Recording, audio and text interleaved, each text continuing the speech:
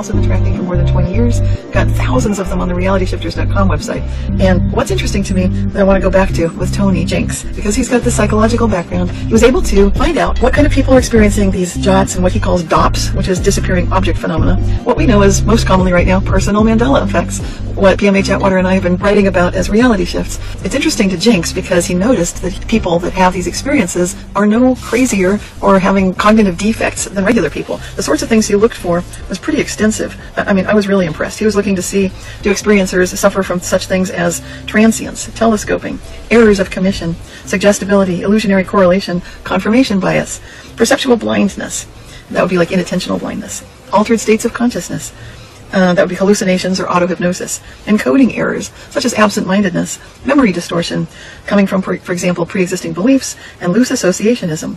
What he found was that these experiencers are not different in any of those ways from non-experiencers. So that means people who are experiencing personal Mandela effects are not crazy, and that's coming from a psychologist in Australia. Good news. He also describes that he considers these what he calls DOP events, disappearing object phenomenon, which includes, of course, what he would call reappearances, and he would call replacement.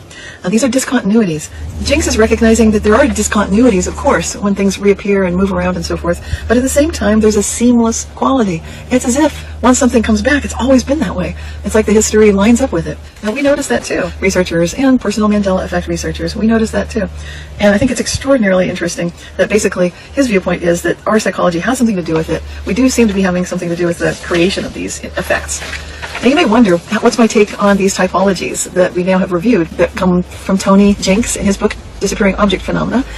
Well, what I've noticed, and you can see this when you go to the Reality Shifters website, that we definitely notice changes in the experience of time. There are people who notice loops of time, traveling faster than you should ever be able to travel on the freeway, and arriving somewhere in way less time than you'd expect. Such things as meeting your future self, and also other things such as being alive again, which is where the Mandela Effect gets its name, which I wrote about in Reality Shifts when I described Larry Hagman, the actor, definitely being alive again after I had really seen that he had died. The other thing that these books don't delve into so much is the variety of experience, that one experiencer can see a shift in reality, but it's not objectively true for everyone. Other people may disagree. I cover this in my book Reality Shifts, and a lot of the people who cover this Mandela Effect are talking about that as well.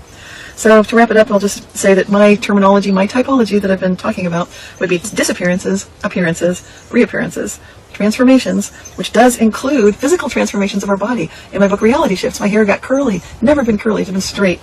Eye color can change, and sometimes healing can occur. I cover these things in Reality Shifts. We also witness them with the Mandela Effect.